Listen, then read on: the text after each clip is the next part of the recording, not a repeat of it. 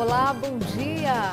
Hoje, 1º de junho, terça-feira, o mês que inicia, que chegue com muita saúde, muita prosperidade e cheio de notícias boas, né? Porque eu tenho aqui notícias boas, quentinhas, viu? Muitas novidades. Mas antes, deixa eu dar meu bom dia aqui.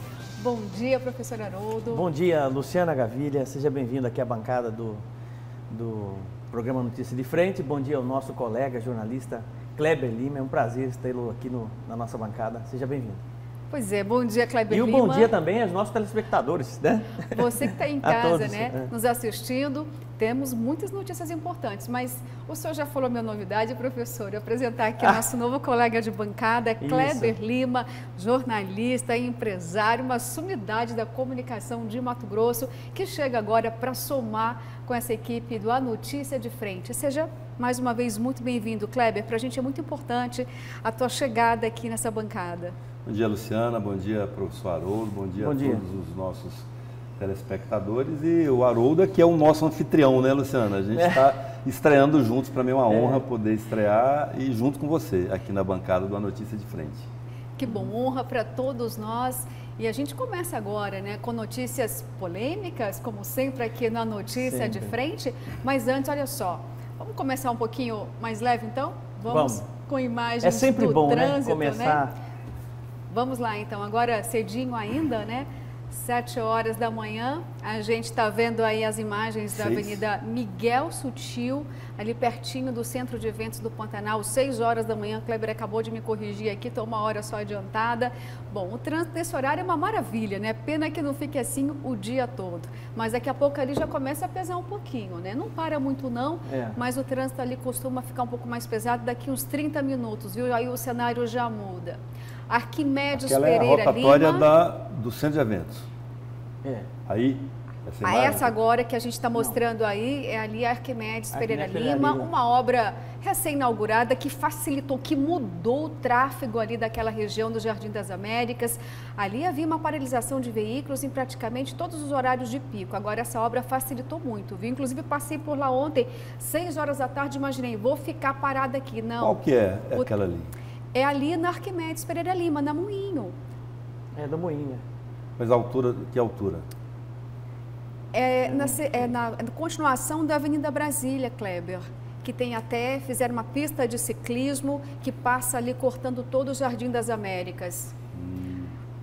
Sim, entendi, me localizei. Obra, na verdade, salvo engano, essa obra do governo do Estado. Grande obra, que você por ali sai lá no shopping. Exatamente, uma obra muito importante que mudou a realidade ali do escoamento. Além de muito bonita, né? Ficou linda, bem iluminada. Olha, Avenida Historiador Rubens de Mendonça, tá bom ainda, né? Dá para trafegar com muita tranquilidade por lá. Agora, eu queria saber se esse clima ameno aí é fake news do tempo ou não. Será que vai ter um clima hoje mais ameno de novo? Não, você sabe que ontem nós comentamos aqui que o tempo ia mudar porque o céu estava vermelho, né? E aí não mudou. A expectativa é que nós tivéssemos frio hoje.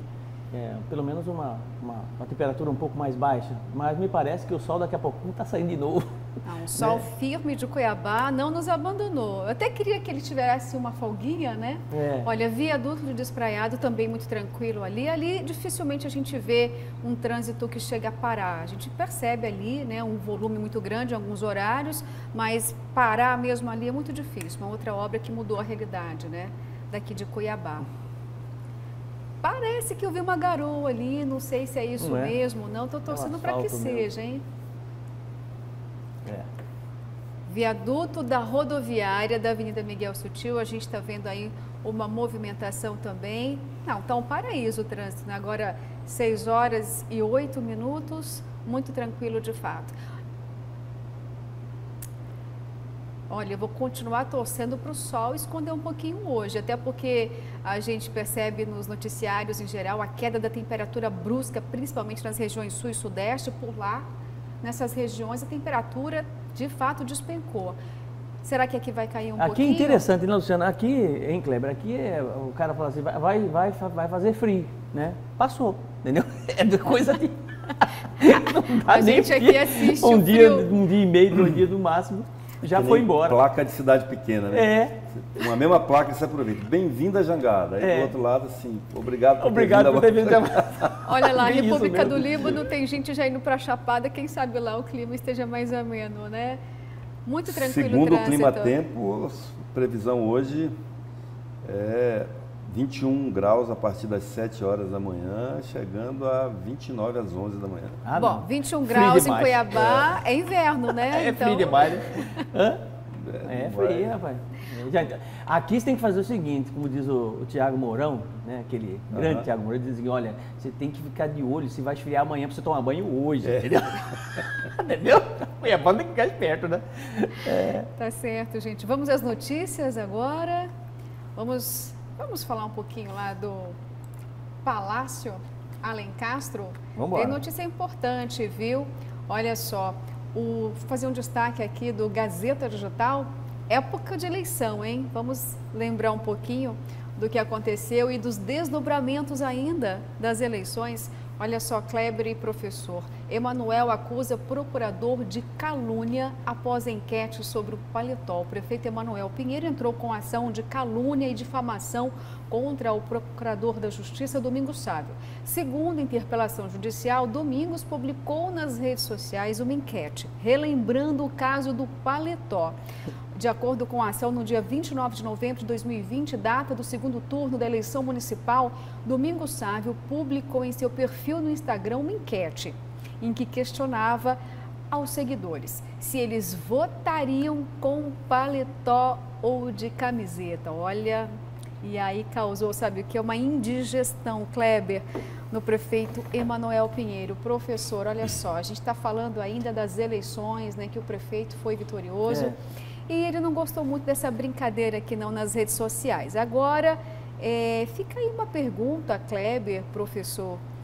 Não me lembro agora exatamente quantas pessoas votaram no Abílio e na época todo mundo comentava o paletó. Por que a declaração do procurador de justiça, Domingos Sávio, teria irritado tanto o prefeito da capital, Emanuel Pinheiro? Porque ele processou, que eu saiba nesse momento, só o procurador. Será que o prefeito iria também processar grande parte da população que à época não parava de falar do paletó?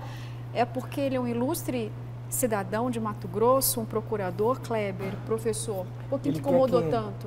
Parece que ele quer que caia no esquecimento, né? Algo tão grave de repercussão nacional. O que é simplesmente lamentável.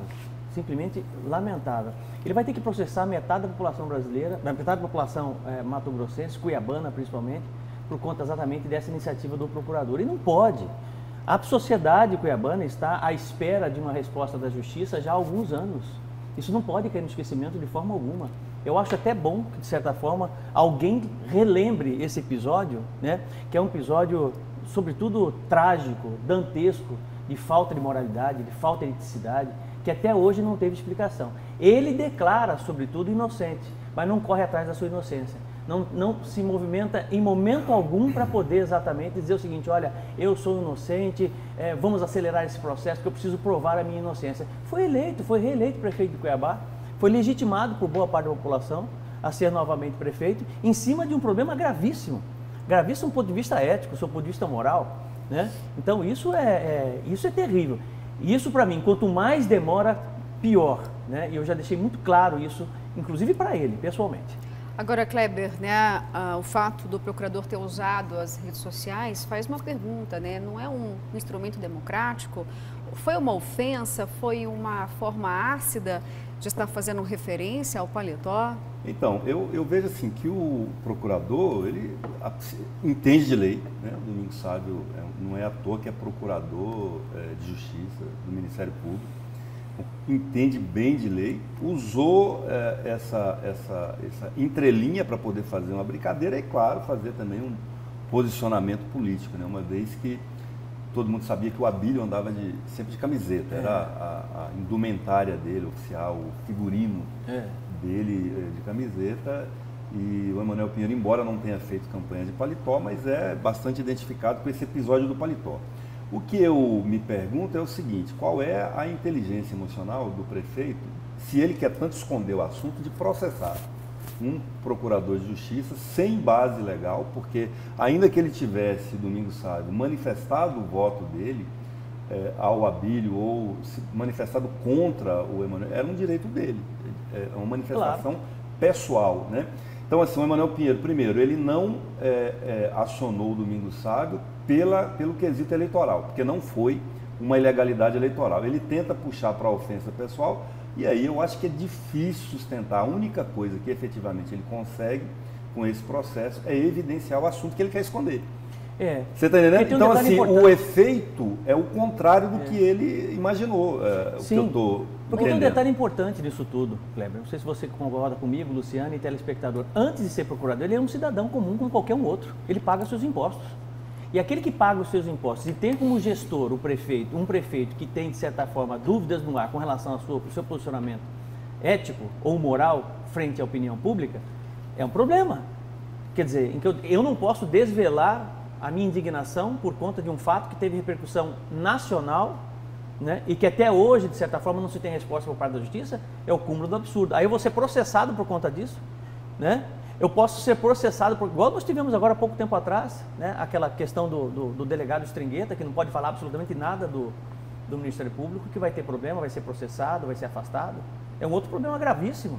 Quer dizer, então eu não sou jornalista, eu sou filósofo, né? Mas eu fico indignado assim como qualquer jornalista, qualquer pessoa. Mas é o papel dos filósofos se indignarem, né? Claro. Senão... Né? Você está entendendo? Quer dizer, a gente precisa desvelar, né? Precisa ter essa liberdade de expressão, de opinião para poder... Haroldo, eu entro assim, insisto no aspecto que eu abordei, que é o objetivo dele ao processar o procurador, é inibir esse comentário. Mas ao contrário do que ele imaginou, ele está, por exemplo, nós estamos agora aqui debatendo o assunto. Quando, na verdade, se este aspecto tivesse tanta predominância para o desempenho eleitoral dele, ele não teria sido reeleito. Então, assim, como alguém que acabou de ser reeleito, eu, se fosse ele, abandonaria essa ação e toca a vida, porque nem tocaria no assunto, política é o seguinte, aquilo que é ruim a gente esquece. O prefeito continua expondo aí um dos pontos fracos dele, né, e que nem assim ele perdeu a eleição. E o que você está dizendo, Kleber, é praticamente o que até a própria justiça já se manifestou aqui, olha só. No entanto, o juiz do Tribunal Regional Eleitoral de Mato Grosso, Gilberto Lopes Bussic, declinou a ação. Por sua vez, Emanuel procurou recorrer da decisão que foi encaminhada para a 51ª Zona Eleitoral de Mato Grosso.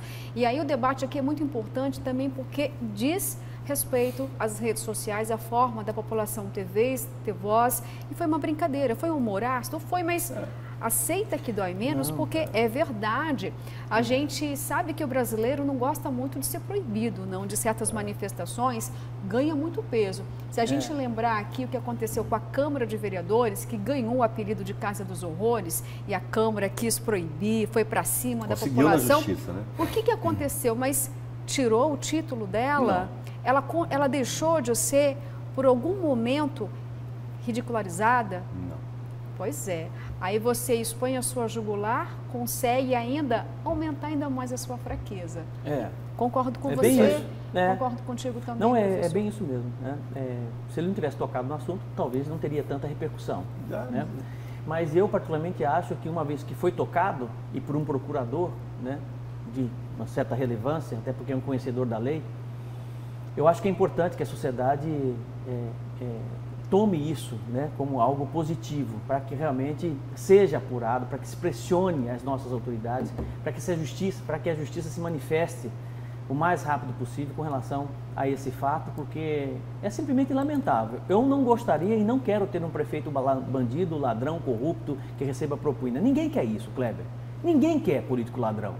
Eu quero ter a satisfação, né, de dizer o seguinte: não, o meu prefeito é um cara íntegro. Aquele fato lá do paletó, realmente ele era inocente segundo a justiça. Você está entendendo? Você não está dizendo que ele seja, você está dizendo que você não gostaria. Então, eu não gostaria. Estou entendendo que você está pedindo que se esclareça logo para que não fique a dúvida. Exatamente. Né? Eu nunca disse, eu nunca pré-julguei, até porque o meu entendimento sobre julgamento é um entendimento de Kant, de Immanuel Kant. Todo pré-julgamento, em sua crítica da razão prática, crítica da razão pura, ele diz o seguinte: todo pré-julgamento ele é chulo, ele é fraco, porque não se tem prova, não é uma análise sintética, né? Então, veja bem, por mais que você tenha as imagens, por mais que você tenha tudo que aparece ali, você tem que ter uma autoridade por trás disso, com um cabal de argumentos para poder dizer exatamente da boca da justiça, ele é bandido, ele é ladrão. Você está entendendo? É muito diferente de um jornalista dizer isso, é muito diferente. Então, é isso que eu espero e venho esperando há muitos anos. Todos são inocentes até prova em contrário. Prova em contrário. Né? Que Exatamente. haja uma decisão judicial. Por mais que as imagens realmente sejam muito fortes, até mesmo o reconhecimento dele. Mas também tem um papel importante, viu? Essa história toda nunca foi muito bem esclarecida. Várias versões surgiram, Kleber. Depois a gente recorda da atuação da Câmara, praticamente 3 anos, empurrando uma CPI, judicializando esse instrumento por interesse, né, da base do prefeito, ele mesmo também pedindo para que essa CPI não andasse. 3 anos uma CPI para não acabar em nada, ou seja, a história foi se arrastando cada vez mais, as explicações foram aparecendo depois cada vez menos e a população se sente ainda com falta dessa resposta. Sim, sem dúvida. Nós tivemos casos muito mais leves, do ponto de vista ético e moral, né, que foram julgados muito rapidamente, com uma certa celeridade que a gente fica até espantado com a justiça. Mas este especificamente, olha, sentam em cima e não se sabe onde está. E parece que agora está no Ministério Público Federal.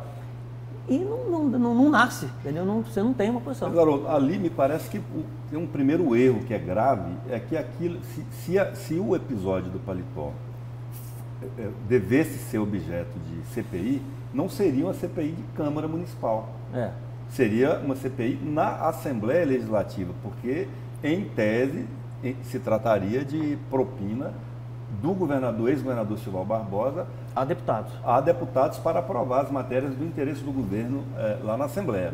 Né? Então, assim, vamos pegar aqui um exemplo da ex-deputada Luciane Bezerra, de Juara, que também se elegeu prefeita juntamente com Emanuel Pinheiro em 2016 e acabou sendo cassada pela Câmara de Juara. Mas não foi por causa do envolvimento dela nas propinas do Silval Barbosa. Foi por causa de problemas na gestão dela como prefeita.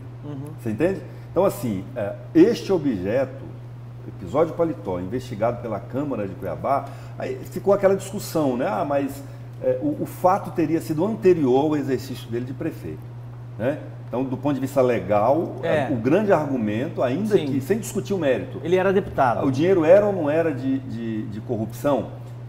O grande argumento jurídico é o seguinte: este fato não guarda relação com o mandato dele de prefeito de Cuiabá. Sim. Olha só, Kleber, professor, a mas gente vai deputado, voltar, né? nós vamos voltar a falar desse assunto com certeza, porque ninguém enterrou ainda o paletó, tem muita coisa ainda para ser dita, mas a gente vai continuar, de certa forma, ainda falando do prefeito Emanuel Pinheiro e também do governador Mauro Mendes. É que o chefe do Executivo Estadual quer saber o seguinte: o porquê, gente, dessa insistência no plebiscito do VLT. Ele disse que não vai ter validade, viu? A população de todo o estado deveria ser ouvida, de acordo com o prefeito, de acordo até com a Câmara de Vereadores de Cuiabá. Então a gente vai acompanhar agora todo esse desfecho na reportagem. Vamos ver. Nos últimos dias, a Secretaria Estadual de Saúde tem divulgado que a ocupação em leitos de UTI adultos do SUS no estado tem passado de 90%. O governador Mauro Mendes diz o que o estado tem feito para enfrentar a pandemia. Nós fizemos um grande esforço, abrimos mais de 600 UTIs, talvez a maior taxa por habitante aqui do Centro-Oeste. Então, o que cabe ao governo, nós fizemos. Nós nunca poupamos recursos, nós sempre colocamos, mesmo quando houve uma não habilitação do governo federal, a quem cabe também cofinanciar a alta complexidade, nós mantivemos com recursos próprios do governo do estado de Mato Grosso e tudo aquilo que for necessário e possível fazer, nós faremos para preservar as condições de saúde pública no estado de Mato Grosso. Governadores criaram um consórcio para comprar a vacina russa Sputnik V, mas a Anvisa, Agência Nacional de Vigilância Sanitária, não aprovou o imunizante, porque não teve acesso a detalhes técnicos sobre a fabricação da vacina russa.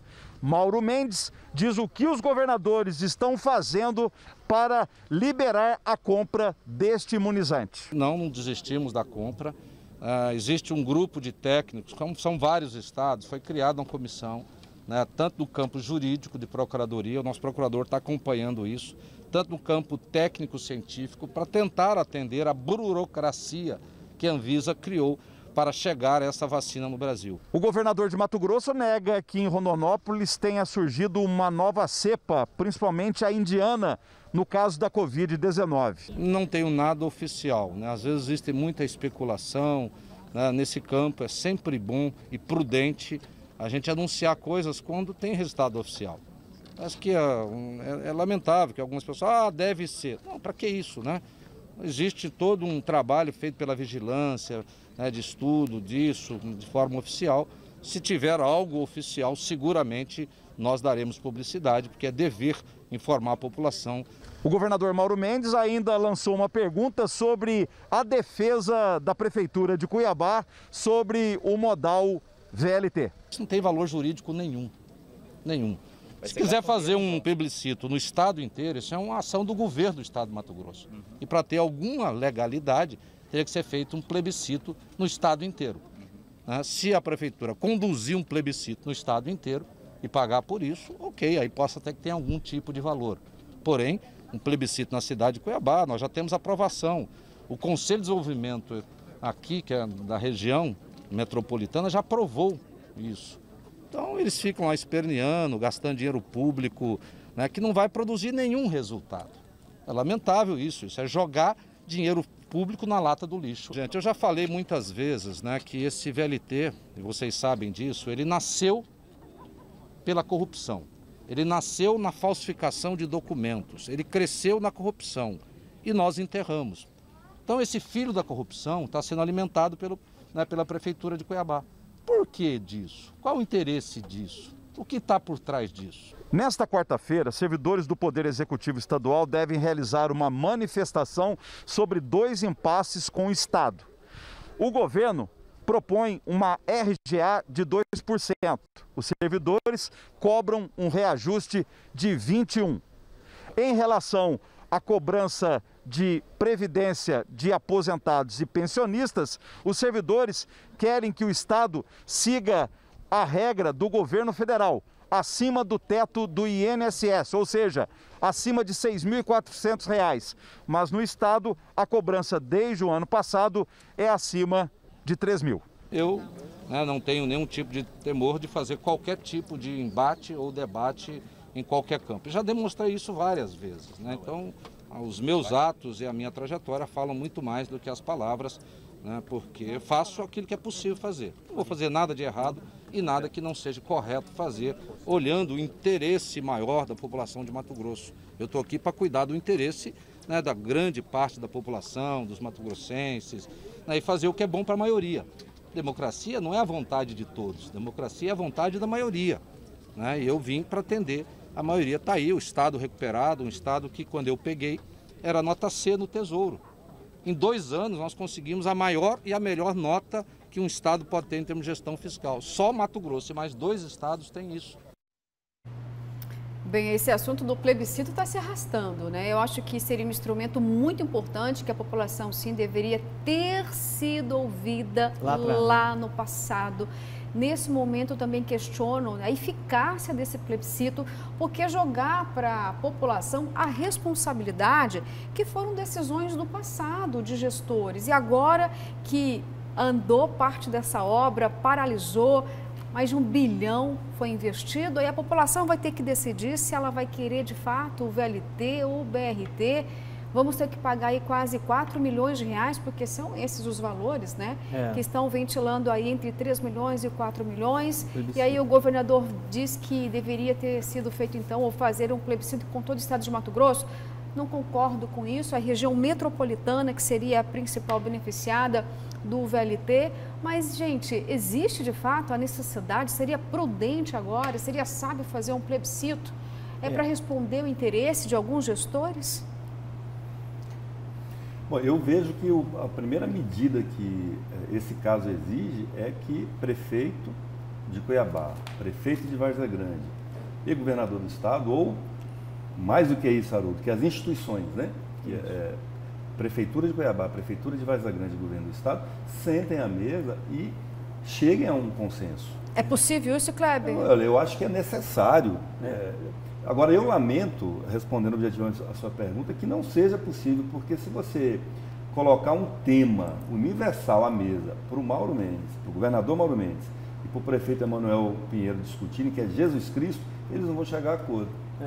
Não vão chegar, um vai condenar, o outro vai absolver, porque virou pessoal o assunto. Então, assim, acima dos interesses das duas cidades, da região metropolitana e da sociedade, tudo indica que eles levam em conta seus interesses.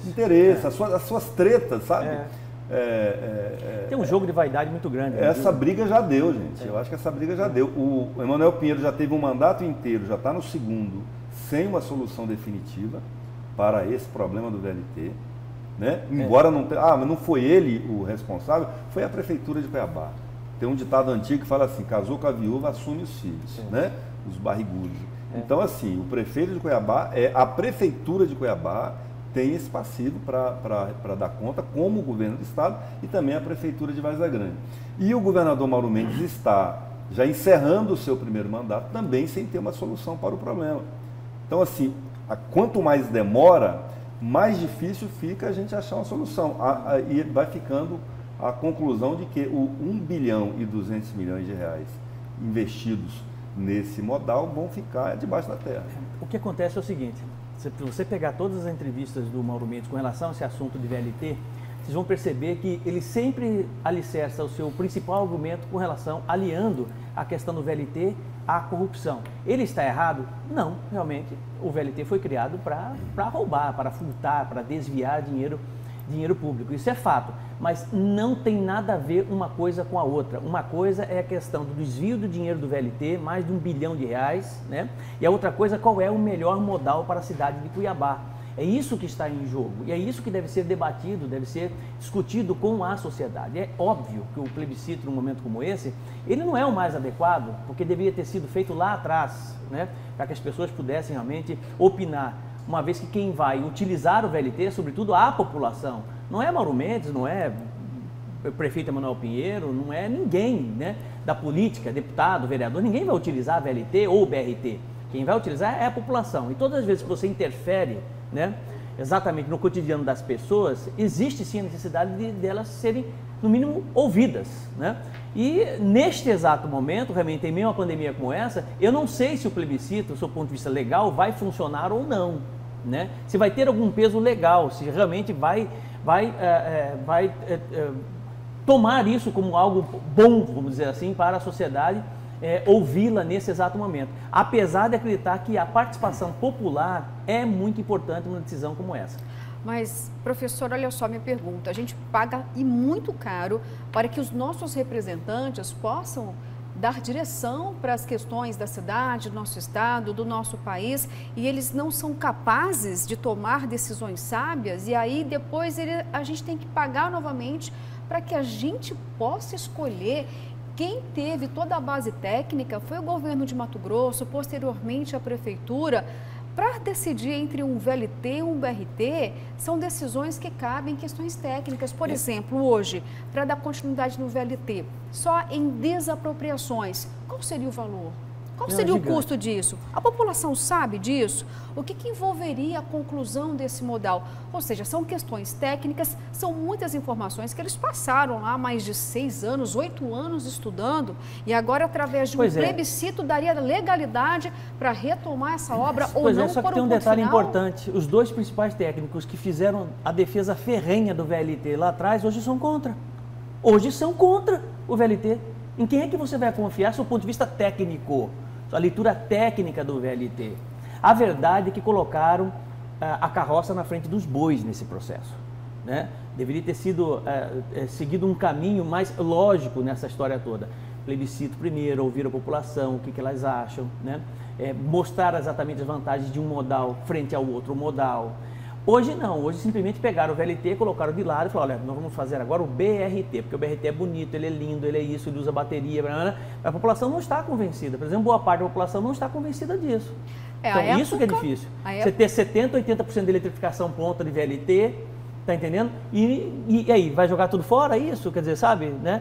Então, eu acho muito complicado essa situação. A época o BRT foi praticamente aí demonizado. Ninguém queria, não seria moderno, seria ridículo para a capital Cuiabá ter esse sistema, o VLT seria o mais moderno. Um lobby, na verdade, assim, muito forte do governo, da Assembleia e das empresas interessadas no VLT, que todo mundo que se colocava, que questionava, não precisava nem ser contra qualquer coisa do VLT, era taxado de atrasado, né? Eu até ia fazer uma brincadeira assim agora há pouco, falei assim, eu não quero andar de VLT, porque quem andou e apareceu nas fotos foi tudo preso. Né? Pois é. Você lembra? Pois é. Não, você lembra disso? Mas continua. Mas Riva, Silval, Éder Moraes, foi todo mundo. Os que apareceram na foram. O cilindrão do VLT, né? Mas estão todos hoje. Mas o que eu quero dizer é o seguinte, Haroldo. Primeiro assim, vamos tentar fazer uma retrospectiva. Eu estava na Assembleia Legislativa, na primeira audiência pública que houve. Em tese, a audiência pública tem este papel de representar a sociedade. Então, ela, para a audiência, convocava todo mundo, cidadãos, representantes da sociedade civil organizada, etc. Eu lembro, inclusive, que naquela audiência, o deputado Carlos Brito, e agora, nós falamos dele hoje aqui, o então promotor de justiça, Domingos Sávio, fizeram falas muito firmes em defesa do BRT à época. E foram tratorados. Linchados ali, né? Linchados, assim, quase que foram agredidos lá, porque por defender isso, acusados de serem contra Cuiabá. Quem levantava, não, é contra Cuiabá, né? Numa política assim, baixa, sem conteúdo algum, porque tinha que ser o VLT, pelos compromissos já firmados. Agora, assim, trazendo para hoje, o plebiscito eu acho que é o menor dos problemas. Você deve com 4 milhões, perto de 1 bilhão e 200 milhões sem juros, sem correção, que já estão enterrados aí, não é nada. Para ouvir a população, eu acho que é importante, ouvir a população é importante. Agora, para que o plebiscito seja deliberativo, precisava haver uma lei estadual, porque de fato o BR... Não para que o plebiscito fosse feito em todo o estado de Mato Grosso, mas para que ele fosse feito pelo menos em Cuiabá e Várzea Grande. Né? Pois qual o sentido de um plebiscito no estado todo, considerando que o VLT é aqui? É aqui. O único sentido que talvez nisso o governador se apoie é porque a verba seria a verba estadual. Então o contribuinte do estado de Mato Grosso tem o direito de saber para onde está sendo decidir aplicado. sobre... Mas assim, ele pode ser consultivo, eu acho importante ouvir a população. Eu acho que assim, ouvir a população sempre ajuda. Agora, o que precisa mesmo é que as autoridades assumam a sua responsabilidade, Haroldo e Luciana, e sentem à mesa para encaminhar uma solução. Com um detalhe importante, eu estava no governo do Pedro Táxi, vocês sabem disso, e eu me lembro muito bem que o governo, na época, inclusive tendo como procurador o hoje secretário de Fazenda, o Rogério Galo, chegou a formular uma proposta objetiva para a retomada do contrato do VLT, e a Justiça barrou.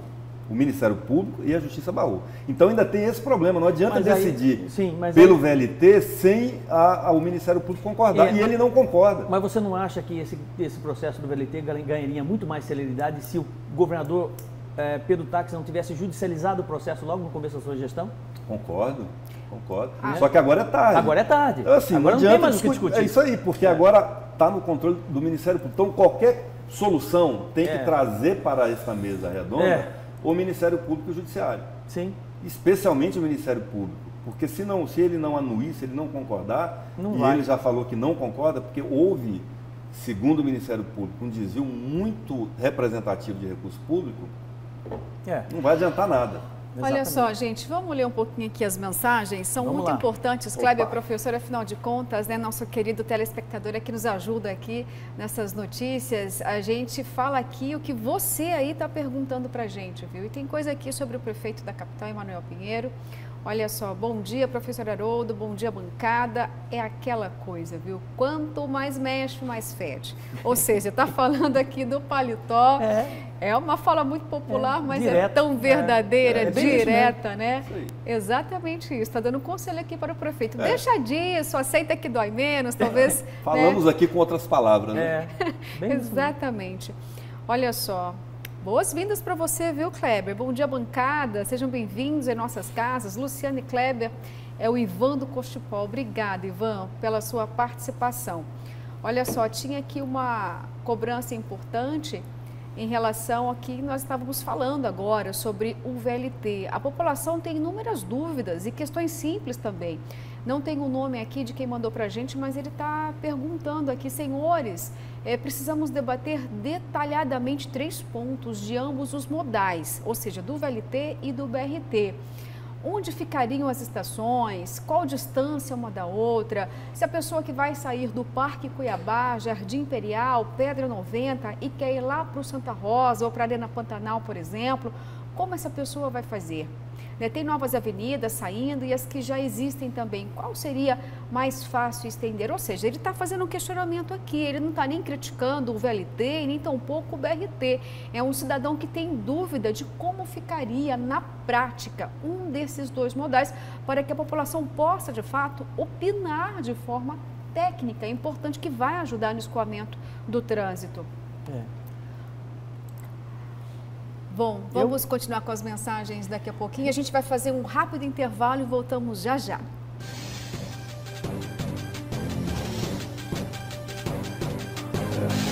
Já foi meia hora. Já foi.